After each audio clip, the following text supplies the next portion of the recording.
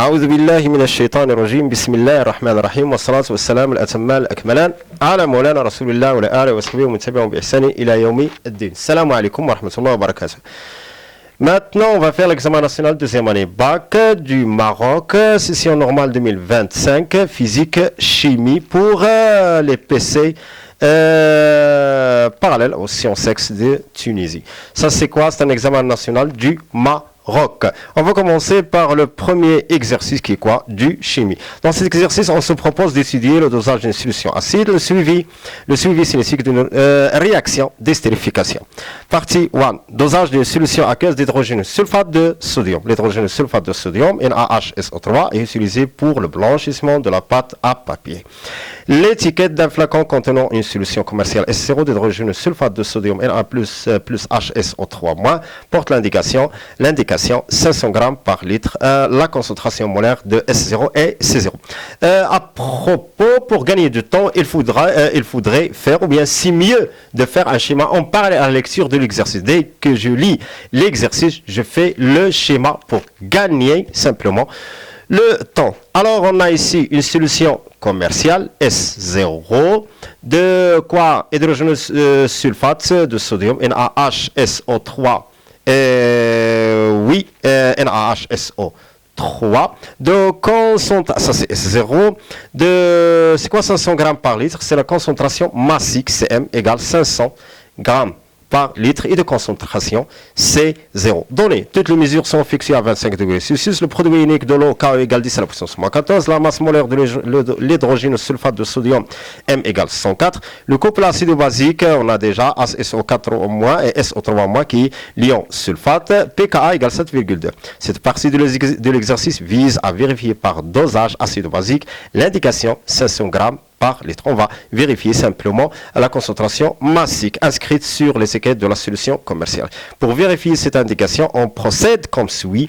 On dilue 100 fois la solution S0 de concentration molaire C0 et on obtient ainsi une solution SA de concentration molaire CA. On fait simplement quoi? La dilution. Combien? 100 fois. Alors, si on fait la dilution 100 fois, j'obtiens une solution du volume multiplié 100 fois, c'est SA, multiplié, si on a, supposons que ça c'est le volume V0, on a V, c'est pas VA, on prélève ici un volume VA. Donc un volume, un autre volume V égale 100 V0. Et de concentration quoi? Concentration CA. De concentration CA quoi? Égale C0 divisé par 100. Donc pourquoi on fait la dilution? Pour diminuer la concentration, donc la concentration CA de la solution SA égale C0 sur 100 ou bien C0 centième. On prélève un volume VA de 20 ml de SA que l'on dose avec une solution aqueuse SB d'hydroxyde de sodium Na plus HO- de concentration molaire CB.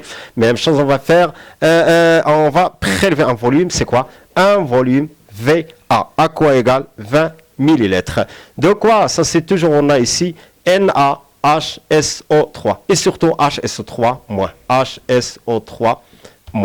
Donc, on dose cette solution par la sode HO- ou bien Na plus HO- si on conserve simplement HO- AQ, de concentration CB égale 0,1 mol par litre dans la burette. Voilà, ça c'est le support, ça c'est le pincé, etc. Le volume de la solution SB versé à l'équivalence, donc VBE égale 9,6 ml. Question 1.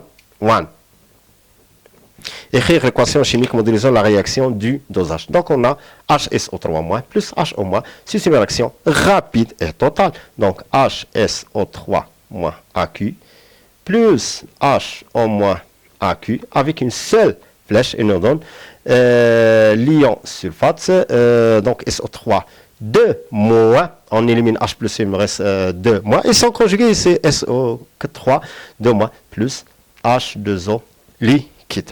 1, 2. Déterminer la valeur de CA. Alors pour déterminer la valeur CA, c'est simplement à l'équivalence. Donc à l'équivalence on a quoi? Ça c'est, premièrement, on a ici SA, on prévoit un volume S de la solution SA de concentration CA. Donc on va garder la même concentration CA. Alors, dans ce cas, on a, à l'équivalence, on a CA, VA égale CB fois le volume VBE, le volume versé à l'équivalence. Nous cherchons maintenant simplement la concentration de la solution SA, CA, à quoi égale CB fois VBE divided by VA. Application numérique. CA égale CB 0,1 fois VBE 9,6. Je garde en millilitres divisé par VA en millilitres pour simplifier par millilitres.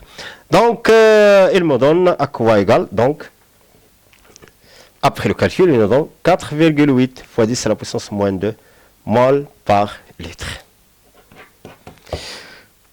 1, 3. Déduire que C0 égale 4,8 mol par litre. Déjà, on a CA égale C0 divisé par 100. Alors, 100% que C0 égale 100 CA. Ça veut dire que C0 application numérique égale 10 à la puissance 2 qui est 100 fois CA qui est quoi? 4,8 fois 10 à la puissance moins 2. Voilà. Qui nous donne 4,8. Et enfin, C0 égale 4,8 mol par litre. La question 1.4. Justifier si l'indication inscrite sur l'étiquette de flacon est vérifiée. Alors, je vais vérifier que la concentration massique égale 500 grammes par litre. Nous devons étudier maintenant la solution commerciale. La quantité de matière de quoi NaHSO3, c'est quoi? C'est C0 fois V0. C'est une solution. En même temps, à quoi égale la masse sur la masse molaire? Pourquoi? Car ils ont donné déjà la masse molaire de NaHSO3 qui est 104. Alors, dans ce cas, la masse sur la masse molaire, à quoi égale C0 V0. Je cherche la concentration massique. C'est quoi la concentration? On a, dès qu'on a la concentration, toujours on a la concentration toujours est divisée par le volume de la solution. La concentration molaire, d'après son nom, c'est le mol divisé par le volume. Ça veut dire quoi? La quantité matière divisée par le volume. La concentration massique, c'est la masse sur le volume. Et la concentration, toujours divisée par le volume. Alors, je vais chercher la masse sur le volume. Donc, M sur V0, je déplace M au deuxième membre. Donc, c'est la masse molaire fois C0. Ça, c'est la concentration massique. Alors, concentration massique qui est M sur le volume, à quoi égale la masse molaire fois C0. Application numérique, CM, à quoi égale la masse molaire qui est quoi? 104 ici, fois C0. On a déjà déterminé C0, c'est 4,8. 4,8. Après calcul, nous trouvons que CM égale 500 grammes par litre. Alors, dans ce cas, nous pouvons dire quoi? L'indication inscrite sur l'étiquette de flacon est vérifiée. 1,5. Déterminer la valeur de la constante d'équilibre K associée à l'équation de la réaction de dosage. Toujours, on a, d'après le dosage, on a K à quoi égale la concentration de SO3 de moins, voilà, à l'équilibre, divisé par la concentration de son conjugué SO3 moins à l'équilibre, par la concentration H au moins à l'équilibre. Voilà. Je vais multiplier ici quoi par H3 au plus, et ici H3 au plus. Alors, K à quoi égale? SO, c'est quoi Ka? K toujours, c'est quoi? C'est Ka d'un couple. C'est la concentration de la base, fois H3 plus, sur la concentration de quoi? La concentration de son conjugué qui est l'acide. H3 de moins, c'est pas de plus, pardon, de moins, fois la concentration de H3 en plus à l'équilibre, le tout divisé par HSO3 moins à l'équilibre, fois 1 divided by concentration de H au moins, fois concentration H3 au plus. C'est le conjugué I unique, ça veut dire KE. Donc K à quoi égale? Ça c'est quoi? Ça c'est Ka fois 1 sur, ça c'est quoi? Conjugué unique, c'est KE. Ça veut dire c'est Ka sur K1. Et enfin, c'est quoi Ka? On n'a pas Ka, on a PKA. K est 10 à la puissance moins PKA. Le tout divisé par KE qui est 10 à la puissance moins 14 égale 10 à la puissance 14 moins PKA. Application numérique, K à quoi égale? 10 à la puissance 14 moins 7,2. 6,3 fois 10 à la puissance 6. Question 1, 6. En se basant sur le tableau d'avancement de la réaction de dosage à l'équivalence, trouvez la concentration molaire C équivalente de la solution de sulfate de sodium de Na plus S3 de moins obtenue à l'équivalence. Ici, on a un 6 en se basant sur le tableau, par le biais du tableau d'avancement. Je vais dresser premièrement le tableau d'avancement. Le temps est l'avancement. On a déjà HS3 moins plus H en moins. Et non donc quoi? SO3 2 moins plus H2O liquide, AQ, AQ et AQ.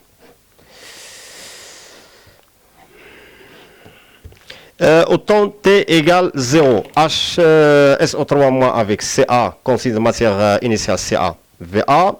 Ici, on a versé CB, VBE. À l'équivalence, on a versé le volume VBE, 0 en excès. Ici, T à l'équivalence, X à l'équivalence. On a CA, VA moins X à l'équivalence. CB, VBE moins l'avancement à l'équivalence. L'avancement à l'équivalence. Donc, à l'équivalence, premièrement, quoi? Les deux réactifs sont entièrement consommés. Les deux réactifs sont entièrement consommés. Voilà. Alors, dans ce cas, CA VA moins X à l'équivalence égale 0. Ça veut dire que X à l'équivalence à quoi égale CA VB. Mais CA VA. Même chose, égale 0, stéréométrique, alors X final égale X à l'équilibre, ou bien équivalence, à l'équivalence égale CB VBE. Alors, je vais faire maintenant un petit rappel pour la concentration d'un composé ionique. Vous avez déjà étudié en première année bac que, supposons qu'on a un composé ionique. On suppose que ce composé ionique, c'est quoi? C'est A alpha, B bêta. Voilà. Après sa dissociation dans l'eau, alors on peut avoir alpha A plus bêta B se forment des ions. Donc bêta plus, supposons qu'on a ici alpha moins. Donc, toujours la solution ionique est neutre. Autant de charges positives que de charges négatives. Donc, plus alpha bêta moins alpha bêta égale 0. Supposons que la concentration de ce composé ionique est C. Alors, dans ce cas, à quoi égale la concentration effective de A bêta plus? C'est quoi? C'est le coefficient de A fois C, fois la concentration, donc alpha C. À quoi égale la concentration de B alpha moins? C'est son coefficient qui est bêta fois la concentration du composé ionique. Alors, pour déterminer la concentration de quoi ici? De 2Na plus SO3 de moins. C'est une solution quoi? Ou bien un mélange réactionnel et neutre. On a 2 plus 2 moins. Voilà. Alors, supposons que sa concentration, c'est quoi? Sa concentration, c'est C à l'équivalence. C'est sa concentration. Alors, dans ce cas, la concentration effective de SO3 de moins ion sulfate, à quoi égale C équivalence. Par contre, la concentration de Na plus, à quoi? 2 fois la concentration à l'équivalence. Alors, dans ce cas, je vais me consacrer simplement sur quoi? La concentration SO3 de moins. J'ai simplement SO3 de moins. Je n'ai pas affiché ici le changement, ou bien la variation de Na plus ici dans le tableau, qui reste toujours inactif. Alors, je vais chercher maintenant la concentration qui est quoi? Qui est égale à la concentration à l'équivalence. Donc, la concentration à l'équivalence égale la concentration de SO3 de moins, tout simplement, à l'équivalence à Q. À quoi égale sa concentration? Égale la quantité, chaque case représente la quantité de matière, c'est la quantité de matière sur le volume de la solution. C'est quoi le volume de la solution? Dans le dosage, on a quoi? On a deux solutions. La solution qui est quoi? En dessous, plus la solution versée. Alors, c'est quoi? C'est VA plus la solution versée à l'équivalence qui est VBE. Donc, VA plus VBE sur VA plus VBE. Et enfin, C à l'équivalence à quoi égal? C'est quoi X à l'équivalence? Déjà, c'est CA VA ici sur VA plus VBE. Et enfin, application numérique à quoi égal? C1, C1, C1, C1. C'est 4,8 fois 10 à la puissance moins 2 fois VA qui est 20 en millilitres sur VA qui est 20 plus VBE qui est quoi? 9,6. Et enfin, nous trouvons que C A l'équivalence égale 3,24 fois 10 à la puissance moins 2 mol par litre. Partie 2. Suivi cinétique d'une réaction d'estérification. On étudie la cinétique de la réaction entre l'acide éthanoïque CH3COH et le propane-AOL C2H5CH2OH. On réalise cette estérification dans différentes conditions expérimentales. Expérience 1. On mélange 0,2 mol d'acide éthanoïque avec 0,2 mol de propane-AOL à la température θ1. Expérience 2. On mélange 0,2 mol d'acide éthanoïque avec 0,2 mol du propane-AOL à la température θ2 avec θ2 strictement supérieur à θ1. On a utilisé ici un facteur cinétique qui est la température. Expérience 3. On mélange 0,2 mol d'acide éthanoïque avec 0,2 mol de propane-AOL à la température θ2 avec ajout de quelques gouttes d'acide sulfurique concentré. On a ajouté ici un catalyseur. Le cours de la figure ci-contre représente l'évolution temporelle de l'avancement X de la réaction qui se produit pour chaque condition expérimentale. 2. 1. Écrire en utilisant les formules semi-développées l'équation modélisant la réaction d'estérification qui se produit dans l'élément de l'ester E formé. On a la réaction entre l'acide éthanoïque, CH2, CH3, COOH, plus propane 1-ol, C2H5CH2 avec une liaison covalente avec OH. Ici, aller, retour, et nous donnons quoi?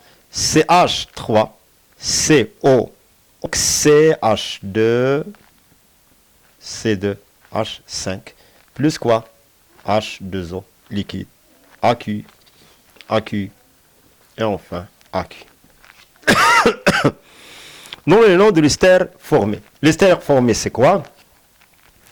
CH3, CO, O, CH2, C2, H5. Ça s'appelle méthane-éthane, éthanoate. De méthane-éthane propane de propyle. 2. Indiquer en justifiant la courbe correspondant à l'expérience 3. C'est simplement la courbe 3. Donc, la courbe correspondant est la courbe A. La troisième courbe en haut, c'est la courbe A. Pourquoi? θ2 supérieur à θ1. Donc, on a un facteur ici cinétique, plus un catalyseur, qui est quoi? L'acide sulfurique. 2, 3. Répondre en justifiant par vrai ou faux à l'affirmation suivante. La valeur de l'avancement final X final de la réaction sera la même pour les trois conditions expérimentales. C'est vrai. Et c'est vrai. R-A-I. Et c'est vrai. Pourquoi? Car on a ici un mélange équimolaire. Car on a un mélange réactionnel équimolaire. Et le facteur cinétique qui est la température, comme ça, et le catalyseur qui est l'acide sulfurique n'agissent pas sur X final, l'avancement final. 2, 3, 2, 4. Déterminer graphiquement T1,5 le temps de demi-réaction correspondant à l'expérience 2. L'expérience 2 correspond quoi à la courbe B, car on a un seul facteur cinétique, c'est la température. Donc, pour déterminer T1,5 correspond quoi à la quantité de matière qui est égale à x final demi. Donc, je vais déterminer x final, la seule x final qu'on a d'après l'expérience 3, car on a ici la courbe atteint son régime permanent en ce temps, voilà. Alors, x final à quoi égale 1, 2, 3, 4, 5, ça veut dire 5 fois 26,5, ça c'est x final ici. Donc, x final à quoi égale? C'est 5 fois 26,6 qui est quoi? 0,30, 33, 13. Donc, 133 quoi? Millimoles, ça veut dire 10 à la puissance moins 3 moles. Ça, c'est x final. La moitié de x final, c'est 2 carreaux et demi. Ici, il correspond par intersection avec x, la courbe B, 90. Alors, t 1,5 égale 90 minutes ou bien 90 minutes de 5. Calculer le rendement de la réaction pour le cas de l'expérience 3. Pour l'expérience 3, dans ce cas, je vais dresser le tableau d'avancement. Pour le tableau d'avancement, on a l'acide. Donc, l'acide qui est quoi? On a CH3, COOH, plus C2H5, CH2OH, et nous donne l'ester, ça c'est simplement l'ester, plus H2O. Ça c'est la température et l'avancement au temps 0 et au temps final. Voilà. Donc, au temps T égale 0 à quoi égale? Les deux réactifs sont équimolaires. 0,2, 0,2. Ici, on a 0, 0. Ici, 0,2 moins x final. 0,2 moins x final. Ici, x final, x final. Déjà, on a x final à quoi égale? Égale 133. Voilà, ça c'est x final. Avec le bilan. Je peux faire ici, je peux écrire le bilan. Donc, c'est 0,2 moins 133 fois 10 à la puissance moins 3. Ou bien 0,133. 0,2 moins 0,133. 133 fois 10 à la puissance moins 3 mol. 133 fois 10 à la puissance moins 3 mol. Le rendement x expérimental sur x théorique, c'est quoi en même temps si x final sur x max qui est quoi? 133 fois 10 à la puissance moins 3, 100 virgule ici. Le tout divisé par x max. Le réactif limitant c'est 0,2. Ils sont équimolaires, donc 0,2. Car x max égale 0,2 mol. 0,2 mol, on a ici, oui, 0,2 mol. Et enfin, le rendement à quoi égale 66,5 fois 10 à la puissance moins 2. Ou bien le rendement à quoi égale 66,5 pour 100. Presque 2 tiers. Exercice 2, la désintégration du cadmium 107. On parle ici de la nucléaire. On se propose dans cet exercice d'étudier la désintégration du cadmium 107. Le cadmium radioactif 107 donne en s'y désintégrant le noyau d'argent Ag107 et une particule E. Avec émission d'un rayonnement gamma. Ils ont donné les masses de cadmium, d'argent et de E, demi-vie de cadmium et une unité de masse atomique. Choisir parmi les informations. Les affirmations suivantes, l'affirmation juste. Dans le noyau de cadmium, il y a 59 protons, 100% superposition fausse, car on a 48 protons. La désintégration d'un échantillon radioactif est de temps plus rapide que sa constante radioactive lambda est plus petite et fausse. Voilà, je vais faire ici voilà, une explication. Donc, supposons qu'on a deux courbes comme ça. Ça, c'est la courbe qui est quoi au-dessus, quoi, et l'autre qui est en dessous. Donc, supposons, donc, pour avoir la désintégration de temps plus rapide. Qu'est-ce que ça veut dire plus rapide? Pour avoir cette forme qui est quoi en dessous, qui atteint quoi le régime permanent pendant une durée de temps très très courte. Voilà. Ça, c'est la désintégration qui est plus rapide. rapide. Supposons que ça c'est lambda 1 et la deuxième variation avec une constante radioactive lambda 2. Donc dès que lambda est plus petite, donc supposons que lambda 2 est inférieur à lambda 1, on va démontrer que si lambda 2 est inférieur à lambda 1, on ne peut pas avoir une désintégration plus rapide.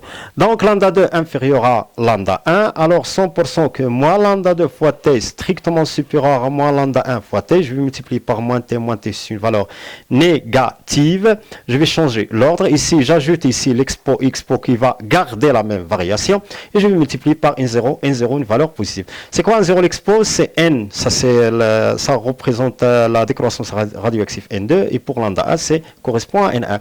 Donc n2 supérieur à n1, ce qui est absurde, nous devons avoir n2 inférieur à n1, quel que soit le temps, pour avoir ici une dégradation plus rapide. Donc ce qui est absurde. Alors la proposition B est fausse. D, dans le diagramme Z de Segri, les isotopes sont sur une ligne perpendiculaire à l'axe des Z. Voilà, ça c'est le diagramme de Segri. On a N et ici Z. Ça c'est la vallée. On a ici les atomes qui se situent ici sur la vallée et ici au-dessus. Alors pour avoir les isotopes est défini par des nombres de protons qui sont, les nombres sont constants. Ici on a le même nombre de Z comme le carbone, 6,14, 6,12, 6,13 comme ça. Donc, Z égale constante pour un isotope ou bien des isotopes. Alors 100%, ça c'est quoi? C'est la ligne perpendiculaire à l'axe des Z, donc c'est vrai. Alors la proposition vraie c'est C. La cohésion d'un noyau est d'autant plus forte que son énergie de liaison par nucléon est petite. Non. Dès que la liaison par nucléon est petite, ça veut dire que je parle ici de Xi.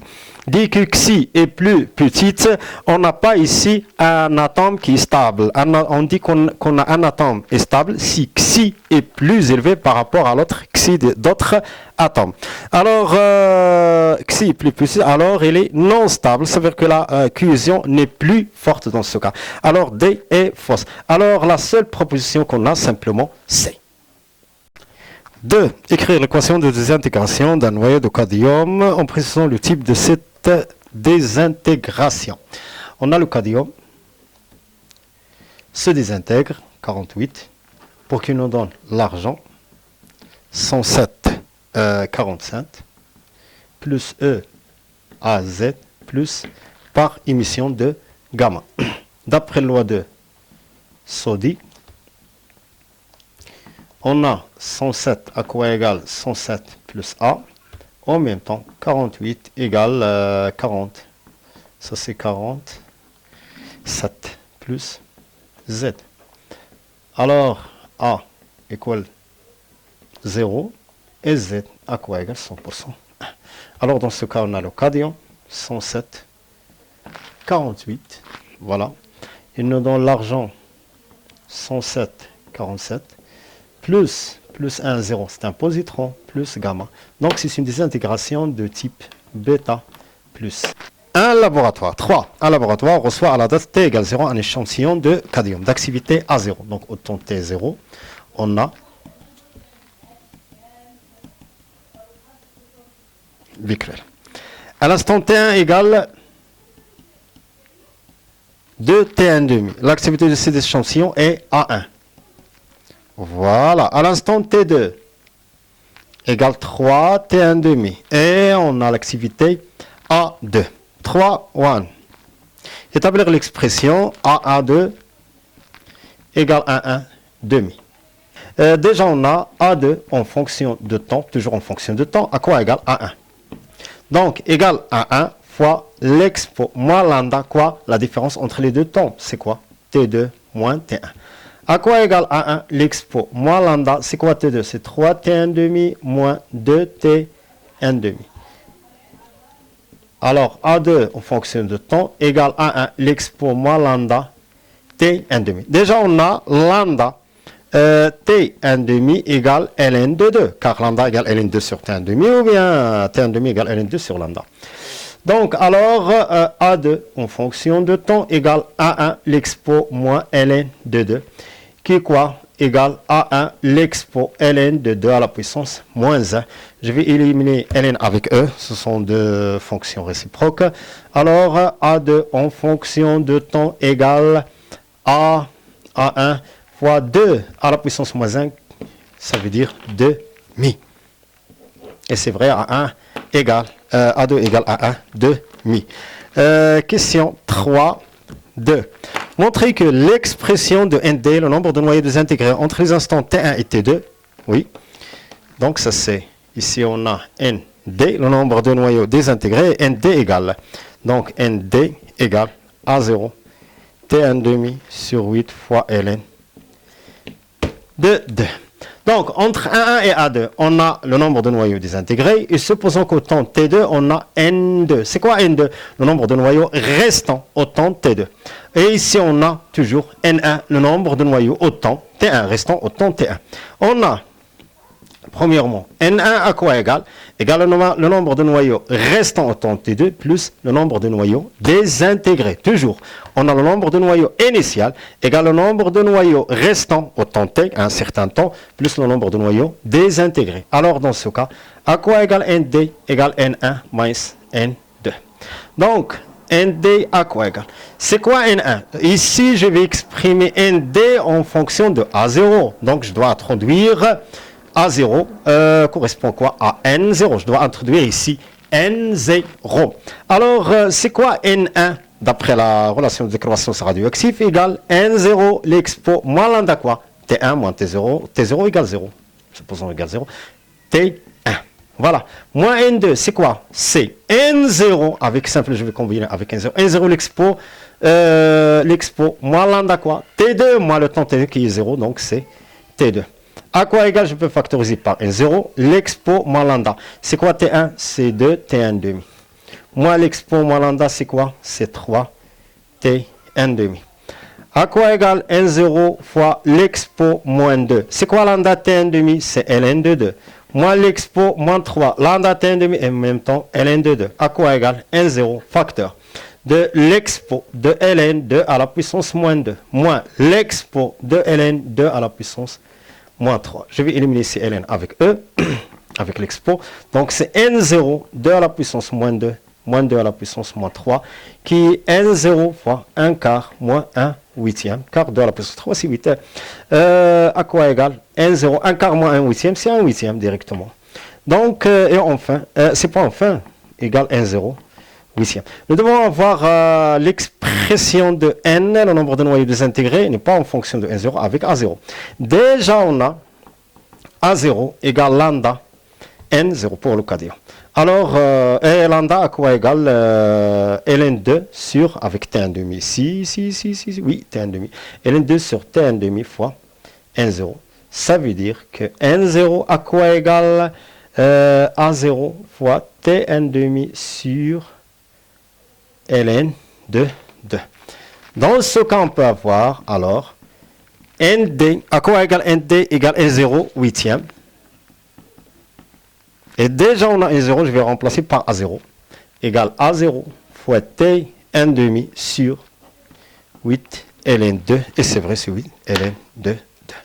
La dernière question, 3. Déterminer en unité MEV la valeur de l'énergie libérée E lors de désintegration de cet échantillon entre les instants T1 et T2. Donc, entre T1 et T2, déjà, on a calculé d'après la question précédente 3,2, le nombre de noyaux désintégrés entre T1 et T2 égale NT égale A0, T1 demi, 8, Ln2. Pour calculer l'énergie libérée, toujours positif, premièrement, je vais calculer l'énergie libérée de désintégration d'un seul noyau de cadmium fois ND, car on a de nombreux noyaux de cadmium qui sont désintégrés entre les deux temps T1 et T2. Alors, ils ont symbolisé l'énergie de liaison libérée par E. À quoi égale? Égale le nombre de noyaux désintégrés fois l'énergie libérée de désintégration d'un seul noyau, qui est quoi? Delta M fois C au carré, avec delta M toujours négatif. C'est pour ça l'énergie libérée toujours positive. Je dois ajouter la valeur absolue. À quoi égale ND fois la valeur absolue, quoi? La somme des masses des réactifs moins la somme des masses des produits. Donc c'est la masse d'argent 107 plus la masse de positron plus 1, 0, moins la masse de gamma est négligeable, infiniment plus 6. Par contre, son énergie est plus élevée. Moins, c'est pour ça qu'ils n'ont pas affiché ou bien déterminé la masse du photon gamma. Moins la masse de cadmium, 107. Le tout fois C au carré avec toujours la valeur absolue. Ça, c'est quoi? L'énergie libérée lors de désintégration d'un seul noyau. Ça, c'est la désintégration d'un seul noyau de cadmium. Fois ND pour déterminer l'énergie libérée de désintégration de ND noyaux entre T1 et T2. À quoi égale A0 T 1,5 sur 8 fois Ln de 2 fois la valeur absolue, la masse de l'argent, 107, plus la masse de positron, plus 1, 0, moins la masse de cadmium, 107, le tout, valeur absolue, le tout fois C au carré. Application numérique, l'énergie libérée égale A0, déjà on a, voilà, déjà on a A0, c'est 1, 25 fois 10 à la puissance 12, fois T1,5, T1,5 qui est quoi? T1,5, 6,93 heures, ça veut dire 3600. Je dois le multiplier, l'exprimer en secondes, car elle est multipliée par A0, sur 8 fois ln de 2. Voilà la valeur absolue de quoi? La masse de l'argent qui est 106, 8, 7, 9, 4, 7, plus la masse de positron qui est 5,486 fois 10 à la puissance moins 4, moins la masse de cadmium, 106,88045 fois C au carré pour l'exprimer en MeV, 1 unité de masse atomique fois 931,49 pour l'exprimer en MeV.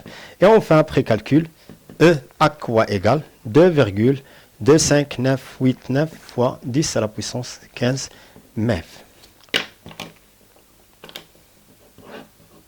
L'exercice numéro 3, l'électricité. Ça c'est quoi simplement la traduction pour les composantes électroniques. On se propose dans ces exercices d'étudier la charge d'un condensateur et sa décharge dans un dipôle RL, la sélection la sélection et la démodulation du nombre de modulés en amplitude. Le montage électrique représenté par le schéma de la figure Watt comporte un circuit de charge d'un condensateur et un autre de sa décharge. 1. Charge d'un condensateur par une source de courant. On veut déterminer la capacité C0 d'un condensateur initialement chargé, déchargé en utilisant le montage présenté sur la figure 1. Le générateur de courant G débite un courant électrique d'intensité constante I0 égale 1 microampère. À un instant choisi comme origine des dates T0 égale 0, on met l'interrupteur K en position 1. Un système d'acquisition informatisé ADK permet de tenir la courbe d'évolution temporelle de la tension UC au bord de condensateur lors de sa charge figure 2. 1. Exprimer la tension UC en fonction de I0, C0 et T. Premièrement, on a ici quoi? Un générateur de courant. Pour le générateur de courant, on a le courant, il débite un courant, c'est I0. Voilà, dans ce sens, ça c'est I0. Donc I0 à quoi égale Q sur le temps T directement. En même temps, on a Q à quoi égale C0 fois UC. Pourquoi? Car la capacité de condensateur est C0 fois UC. Alors dans ce cas, UC à quoi égale Q sur C0, se déplace C0 au premier membre. À quoi égale Q en même temps? I0 fois T. Donc I0 sur C0 fois T. Et enfin, UC à quoi égale I0 sur C0 fois le temps T. 1, 2. Vérifie que C0 égale 1 microfarad. Ça veut dire 10 à la puissance moins 6 farad.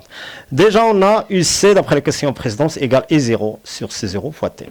Et d'après la courbe qu'on a ici, la figure 2, on a une équation ou bien courbe qui est linéaire, passons par l'origine. Alors 100% UC à quoi égale M fois le temps T. Donc, UC proportionnel par rapport au temps T, donc égale M fois T. Avec M, c'est quoi? C'est le coefficient des Richter. 100%, donc I0 sur, par combinaison entre les deux, I0 sur C0, à quoi égale le coefficient des Richter. Ou bien la pente. Ou bien le coefficient des Richter. Donc, dans ce cas, C0, je déplace C0 au deuxième membre et M au premier membre. Donc, c'est I0 divided by M application numérique. C0 égale. I0, c'est quoi? 10 moins 6. Pourquoi? 1 microampère, c'est 10 moins 6 ampères. Divided by M c'est le coefficient directeur. Je vais dire 2 sur 2. Je vais prendre simplement un seul point. 2 sur 2. On prend en considération toujours les unités. Le vote par seconde qui est juste donc 2 divided by 2. Donc c'est 1, il me reste toujours 10 à la puissance moins 6. Et enfin, C0 égale 10 à la puissance moins 6 quoi. Farad. Alors C0 égale 1 microfarad. 10 moins 6 c'est 1 microfarad. 2. Décharge d'un condensateur dans un dipôle RR. Lorsque la tension entre les bornes du condensateur prend la valeur UC égale U0 égale 10 volts, ça veut dire, je crois, 1, 2, 4, la valeur maximale ici, on bascule l'interrupteur K en position 2. À un instant pris comme nouvelle origine des dates T0 égale 0, un système d'acquisition informatisé ADK permet d'obtenir la courbe représentant la tension UC figure 3. Établir l'équation différentielle vérifiée par UC. Dans ce cas, je vais utiliser quoi? Travailler avec le deuxième circuit de capacité, donc le condensateur en parallèle avec quoi? La bobine, voilà, avec une résistance interne qui n'est pas négligeable. Le courant, je vais garder le même courant I qui circule dans le circuit, ça c'est le courant I, qui sera courant alternatif, comme ça, dans ce sens et dans ce sens. Alors la tension, par convention, le sens réel de I est dans le sens contraire, car le condensateur, dans ce cas, joue le rôle d'un générateur, car on a l'absence du générateur. Mais en gardant I simplement dans ce sens, ça c'est, par convention de récepteur, ça c'est UC, ici, UL. Alors, d'après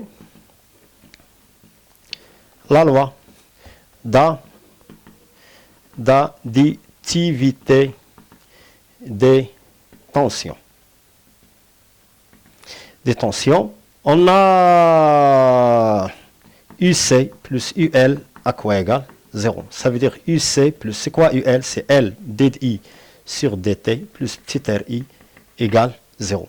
Avec I à quoi égal C DUC par rapport au temps. Alors, donc, UC plus L, c'est quoi dI sur dt? C'est C fois la dérivée seconde de UC sur dt au carré. Plus RI, c'est quoi R? C'est C, la dérivée de UC par rapport au temps égale 0. Et ça, c'est l'équation différentielle LC, dérivée seconde de UC sur dt au carré, plus RC, la dérivée de UC par rapport au temps, plus UC égale 0. Je peux simplifier ici ou bien diviser par LC. Ça, c'est l'équation différentielle en fonction de UC. 2. En exploitant la courbe de la figure 3, déterminer 2, 1. La valeur de la plus de période des oscillations. La plus de période voilà, ici jusqu'à... c'est T1. Donc, c'est quoi? On a 1, 2, 3, 4. 4 fois 7, donc...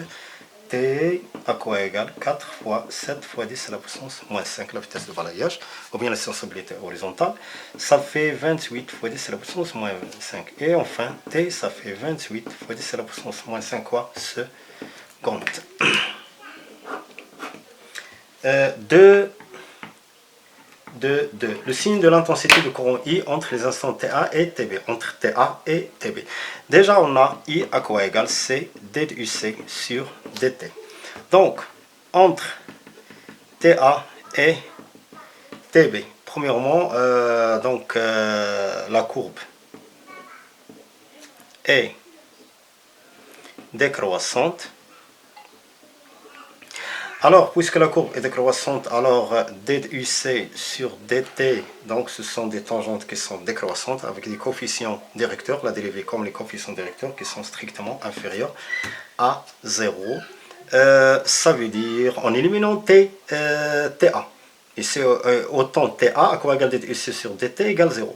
Donc si je prends TA, il est inférieur ou égal. Donc je vais le multiplier par C, DUC sur DT, voilà c'est un facteur positif sans changement d'ordre, inférieur ou égal à 0. Et enfin, I est négatif. Donc le signe de I est négatif. Donc le signe est négatif. 2, 3. Montrer que dE total, la dérivée de total sur dt à quoi égale moins RI au carré. Toujours, je vais commencer. dE total sur dt, c'est quoi E total? C'est la somme d'énergie aux bornes de condensateur plus l'énergie aux bornes de condensateur C0. Je peux écrire C0. De capacité C0 et de la bobine. À quoi égale la dérivée par rapport au temps? C'est quoi? 1 demi C0 UC au carré plus 1 demi LI au carré. L'énergie emmagasinée dans la bobine, c'est une énergie mécanique, 1 demi LI au carré. À quoi égale? C'est 1 demi C0. La dérivée de UC au carré, c'est quoi? C'est 2 fois UC fois d de UC par rapport au temps. Plus, même chose, 1 demi L fois 2 fois I fois la dérivée de I par rapport au temps. Je peux simplifier ici par 2, même chose ici. À quoi égale UC fois, entre parenthèses, C0, d de UC sur dt, plus LI d de I sur dt, avec C0, d de UC sur dt, c'est I. I égale C d de UC sur dt. À quoi égale UC fois I plus LI d de I par rapport au temps. Donc, alors, d de I, d de E total par rapport au temps. Donc, d de E total par rapport au temps, à quoi égale? Je peux ici factoriser par I, et il me reste simplement UC plus L d de I par rapport au temps. Déjà, on a UC plus L, voilà, d de I sur dt plus petit RI égale 0. Ça veut dire que UC plus L d de I sur dt égale moins RI. Et enfin, d de E total par rapport au temps, à quoi égale I fois UC plus L d de I sur dt égale moins RI égale moins RI au carré. 2, 4. Calculer la valeur absolue de E thermique, l'énergie dissipée par effet Joule dans le circuit entre les instants t égale 0 et t égale A. Donc, pour calculer E thermique, l'énergie dissipée, c'est la différence entre les énergies totales entre T0 et TA. Donc, je vais calculer l'énergie au temps T0, qui est E0, ou bien au temps T0, comme ça. L'énergie totale, toujours, moins l'énergie totale au temps TA. Pourquoi? On a une diminution de l'énergie totale. C'est pour ça que l'énergie au temps T0 est supérieure au temps TA. Donc, à quoi égale? C'est la valeur absolue de l'énergie thermique. Tout simplement, c'est la valeur absolue de l'énergie thermique. À quoi égale en même temps? L'énergie totale au temps T égale 0 égale l'énergie EC au temps T0 plus l'énergie au borne de la bobine au temps T0 moins l'énergie au borne de condensateur au temps TA moins, j'introduis ici le moins l'énergie totale au temps, l'énergie totale, c'est pas totale, au borne de la bobine au temps TA. Premièrement, entre quoi? Entre T0 et TA. Au temps T0, UC est maximal, au temps TA et UC maximal. Alors 100% I est 0, car égal d UC sur 2T, et le coefficient directeur de la tangente est toujours nul. Alors, à quoi égal au niveau de la bobine? C'est 0, 0. Il me reste simplement l'énergie cinétique au temps T0 moins l'énergie, c'est pas l'énergie cinétique, l'énergie aux bornes de condensateur, au temps TA. À quoi égale l'énergie aux bornes de condensateur? 1 demi C UC au carré au temps T0 moins 1 demi C, c'est 0 toujours, UC au temps TA au carré, qui égale à 1 demi C0 facteur de quoi? UC au temps T0 au carré moins UC au temps TA au carré. Application numérique.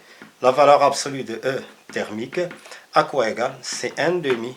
C0 c'est 10 à la puissance moins 6. UC au temps T égale 0 c'est 10 au carré en volts. Moins au temps T1, c'est ça déjà ici déclaré ou bien noté, c'est 7 au carré. Après calcul, à quoi égale? C'est 25,5 fois 10 à la puissance moins 6. 3. Sélection et démodulation d'une onde modulée en amplitude. On utilise une chaîne électronique simplifiée représentée sur la figure fort pour sélectionner et démoduler une onde électromagnétique modulée en amplitude. Dans cette chaîne, on utilise une diode D considérée idéale. La bobine B supposée aussi idéale, ça veut dire que R tend vers 0, négligeable, 0. Et le condensateur de capacité C0 précédemment utilisé. 3.1. Première question. Quel est le rôle de l'étage 2? C'est simplement, c'est la démodulation. La démodulation. Voilà. C'est un assemblage de deux circuits. Circuit RC en parallèle, qui s'appelle le filtre passe-bas, qui fait passer les fréquences, les basses fréquences en éliminant les hautes fréquences. Ça veut dire qu'elle va éliminer la tension porteuse ou bien la tension hertzienne. Ici, on a RC en série qui s'appelle filtre passe-haut, qui fait passer les hautes fréquences. Ça veut dire qu'elle fait passer le signal à transmettre ou bien l'onde modulante et va éliminer simplement la tension continue U0. Donc c'est la démodulation. 3.2. Trouver la valeur C1 à laquelle il faut ajuster la capacité C pour capter le signal modulé de fréquence FP égale 162 kHz, sachant que L égale 2 mHz, on prend P carré égale 10. Alors, pour capter le signal FP égale 162, l'onde modulée de fréquence 162 kHz. Alors 100% que la fréquence du circuit égale la fréquence de l'onde modulée. Alors dans ce cas, je dois avoir FP de l'onde modulée égale, ça c'est FP déjà, on a F minuscule, égale F0. C'est quoi? C'est la fréquence propre du circuit RC, car on a déjà un circuit propre ici, la bobine est propre et idéale en même temps. Alors, égale F0, ça veut dire que FP, à quoi égale F0? Égale 1 sur 2 pi la racine de L fois quel C? C1, nous devons déterminer la valeur C1 que peut prendre la capacité C du condensateur. Alors, je vais me débarrasser premièrement de la racine, donc Fp carré égale 1 sur 4 fois P au carré fois L fois C1, et enfin j'obtiens C1, l'expression de C1 égale 1 sur 4P au carré fois L fois Fp au carré. Application numérique. C1 égale 1 sur 4 fois 10 fois L, c'est 2 milli, ça veut dire millihenry, 10 moins 3, fois FP 162 kHz fois 10 à la puissance 3, le tout au carré. Et enfin, C1 à quoi égal? 0,476 fois 10 à la puissance moins 9 farad, ou bien 0,476 10 moins 9 farad, ou bien nanofarad. La dernière question de cet exercice, 3, la fréquence du signal modulant est Fs égale 5 kHz. Si on ajuste R à la valeur R0 égale 1,5 kΩ, aura-t-on une démodulation de bonne qualité justifiée? Donc, premièrement, d'après le cours, pour avoir une bonne, c'est pas modulation, on parle de la démodulation. Donc, alors 100% que taux à quoi égal? R, c'est quel R? On doit avoir quelle valeur de R? R0, R varie ici, donc R0, fois C, quel C? C0.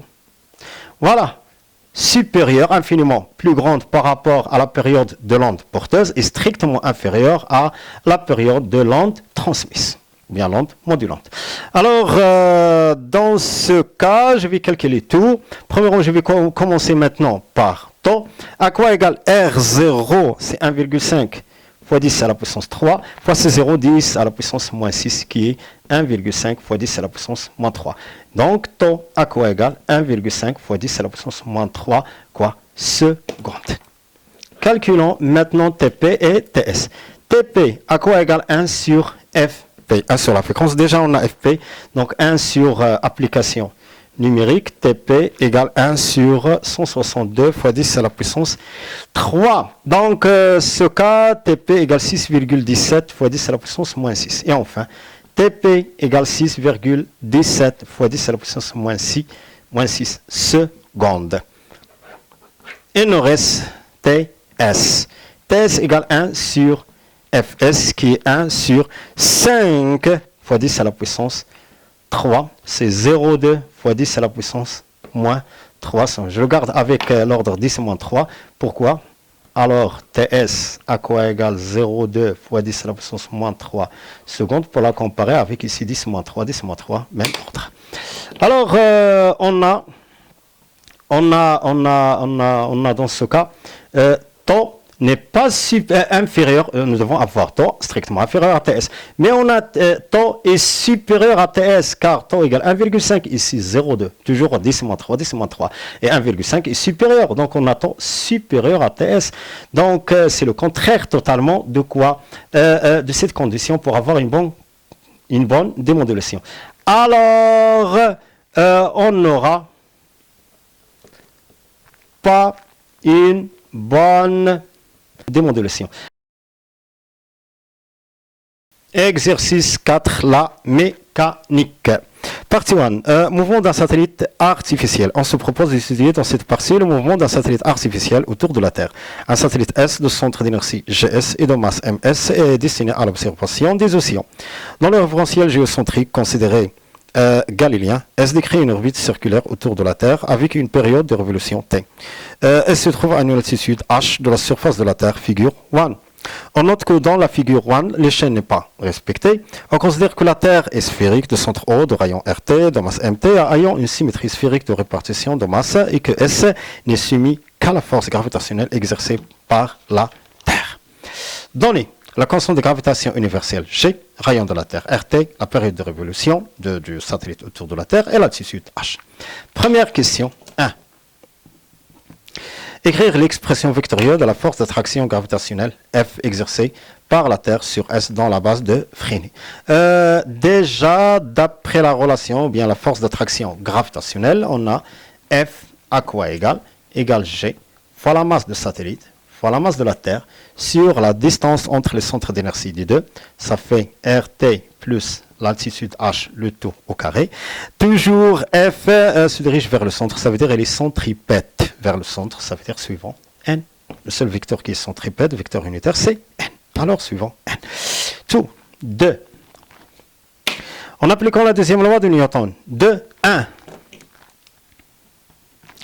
Montrer que le mouvement circulaire de centre d'inertie GS autour de la Terre est uniforme. Déjà, le mouvement est déclaré qu'il est circulaire, car le satellite est déjà décrit une orbite qui est circulaire autour de la Terre d'altitude H par rapport à la surface de la Terre. Montrant que V est uniforme. D'après, on appelle comme la deuxième, d'après la deuxième loi de Newton. On a la somme des forces exercées sur le corps extérieur égale MAG. Quelle est la masse de satellite? Alors, c'est quoi? On a une seule force, c'est la force d'attraction gravitationnelle, F, à quoi égale MSAG. Donc, l'expression de F, c'est quoi? C'est G, MS, fois la masse de la Terre, le tout divisé par RT plus H au carré suivant. N, à quoi égale MS fois AG. Alors, dans ce cas, comment est AG? À quoi égale G fois la masse de la Terre, le tout sur R de la Terre plus H, le tout au carré suivant N. Alors, AG a une seule composante suivant N, suivant le vecteur normal. Alors, 100% que A tangentiel de A est nul égale le vecteur nul, ça veut dire que A tangentiel égale 0. C'est quoi A tangentiel? Son expression d de V sur dt égale 0. Et enfin, V égale constante. Alors, dans ce cas, le mouvement circulaire autour de la Terre circulaire est uniforme. Alors, le mouvement du satellite S est circulaire et uniforme. 2. Déterminer VS, la norme de vitesse de G en fonction de, donc VS en fonction de quoi? G, MT, RT et enfin H. Déjà, on a AG égale G fois la masse de la Terre sur RT plus H au carré suivant N. Voilà. Et déjà, on a AG égale A normal. À quoi égale V carré sur rond suivant N, 100% de suivant N, V carré sur rond. Et puisque le satellite décrit une orbite qui est circulaire, mouvement circulaire, alors avec rond à quoi égale R de la Terre plus l'altitude. Alors dans ce cas, je peux écrire que AG à quoi égale V au carré, quel V est une valeur constante, V au carré sur RT plus H suivant N. Donc, je vais remplacer A1, donc V carré sur RT plus H en éliminant en même temps le vecteur unitaire N égale G fois la masse de la Terre sur RT plus H, le tout au carré. Je peux éliminer RT plus H et RT plus H ici. Donc, à quoi égale V au carré égale G fois la masse de la Terre, le tout divisé par RT plus H équivaut que la vitesse à quoi égale la racine de G fois la masse de la Terre sur RT plus H. 2, 3.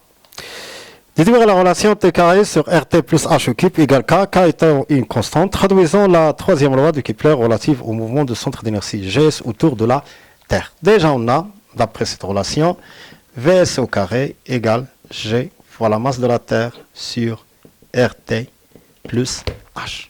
En même temps, on a VS à quoi égale R oméga. C'est quoi R? C'est la relation, c'est la distance entre les centres d'énergie des deux corps. C'est quoi? C'est RT plus H fois oméga qui est quoi? 2pi sur T. C'est la période de satellite autour de la Terre. 1h52 minutes. Alors, dans ce cas, je vais calculer VS au carré. Je l'exprime en T et RT et H. Donc, c'est RT plus H au carré fois 4pi au carré sur T au carré égale G fois la masse de la Terre sur RT plus H. Maintenant, je vais déplacer T au carré ici, donc T au carré, et je vais déplacer RT plus H au carré au deuxième membre, même chose, fois RT plus H qui sera RT plus H au cube. À quoi égale? Il me reste simplement 4P au carré, je déplace 4 fois MT au premier membre sur G fois la masse de la Terre. Ça, c'est son expression. 4P au carré, c'est une valeur constante. G, c'est une constante de gravitation universelle. La masse de la Terre est toujours constante si c'est une constante. On peut le symboliser par K. Et enfin, donc, T au carré sur RT plus H au cube égale K si c'est une qui traduise la troisième loi de Kepler. Et enfin, la dernière question, question 3. Calculer la valeur de MT, la masse de la Terre. Pour calculer la masse de la Terre, simplement de cette égalité, on a T au carré, car on a déjà la période T, on a RT, on a H, on a G, il me reste simplement l'inconnu, c'est MT.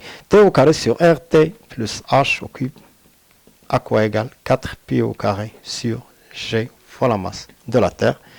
Ça veut dire que la masse de la Terre à quoi égale? C'est 4pi au carré sur G fois T au carré, le tout fois RT plus H au cube. Et voilà. Application numérique. La masse de la Terre égale 4 fois 10 sur G, c'est quoi? 6,67 fois 10 à la puissance moins 11 fois T qui égale 1 heure, 3000, je l'exprime en secondes. 3600 plus 52 minutes fois, ça veut dire fois 60, comme ça, au carré.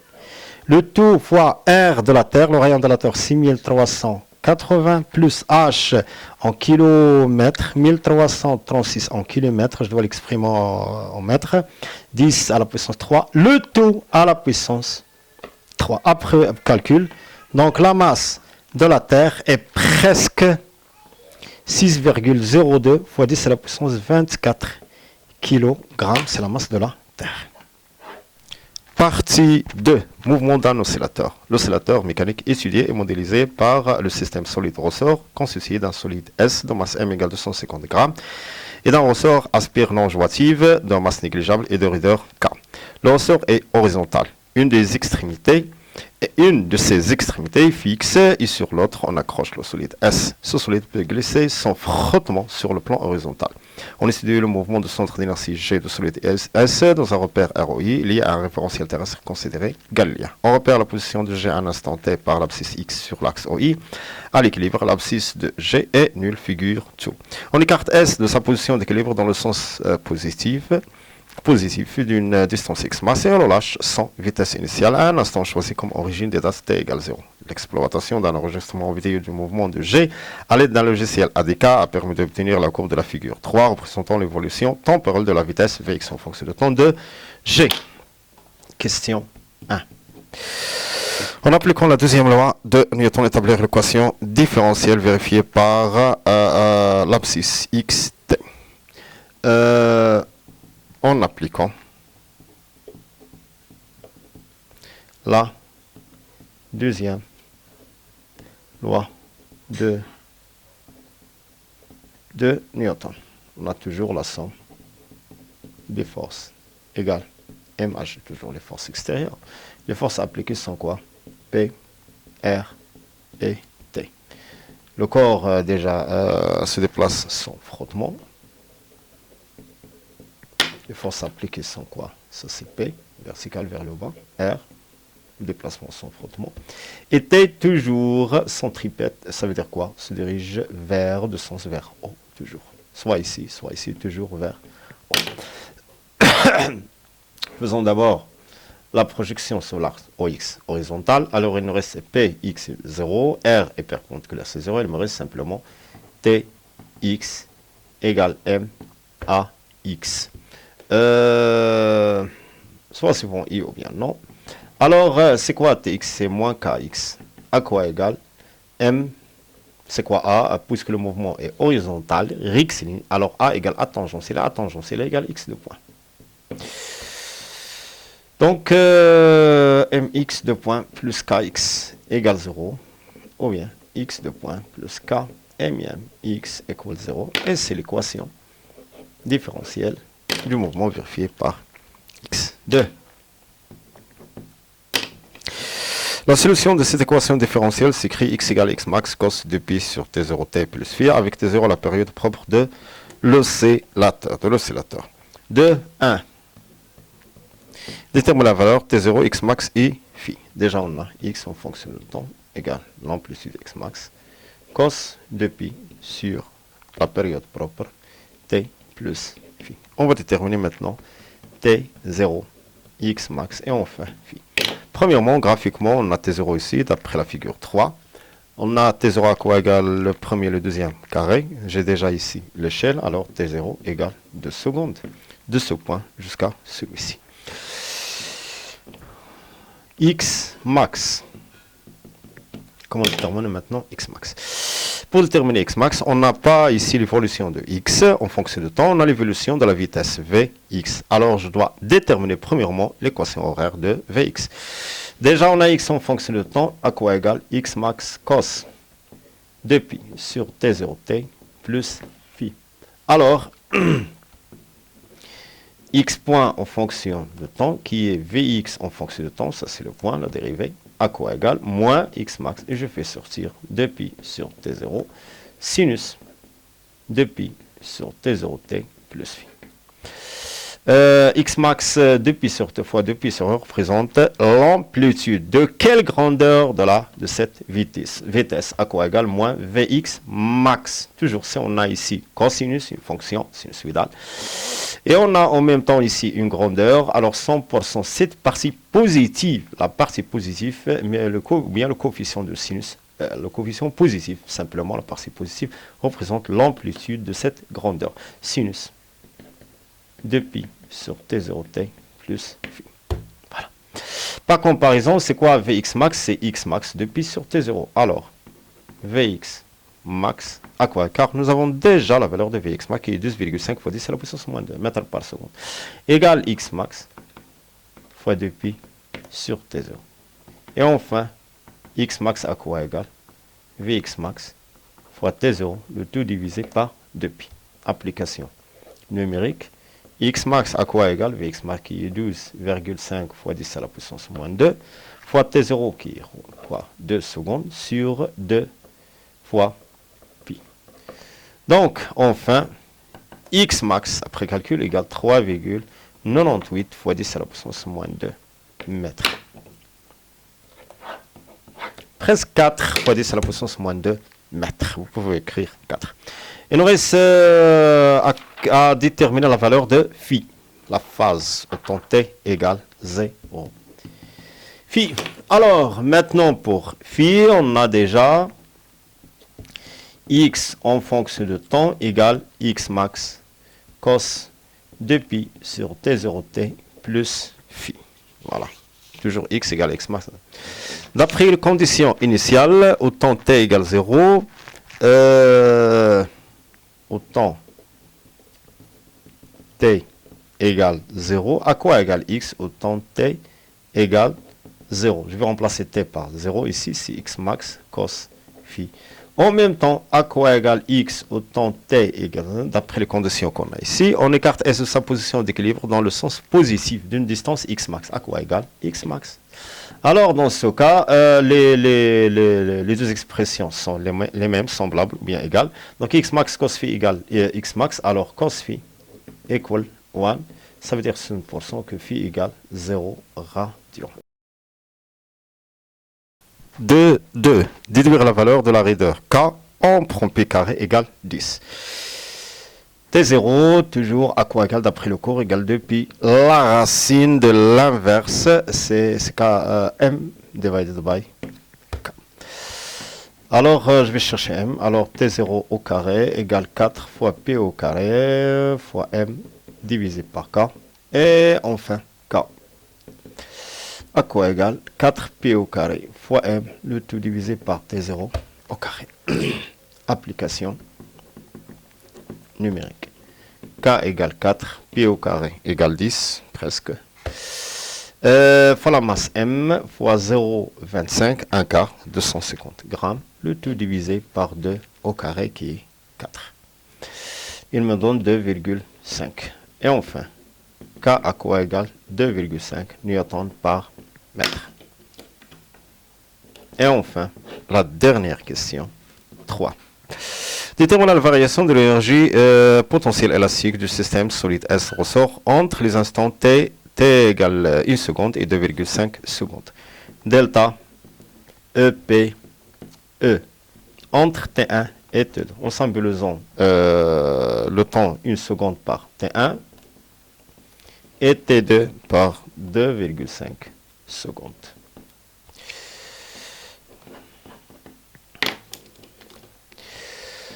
Donc, j'ai ici deux méthodes. Déjà l'expression de EPE 1 demi K x carré. J'ai déjà l'expression de x exact, car nous avons déjà déterminé T0, phi qui est égal à 0 et x max. Mais je vais l'exprimer en fonction de Vx, car j'ai déjà l'évolution ici de Vx. E total, à quoi égal EC plus EPE.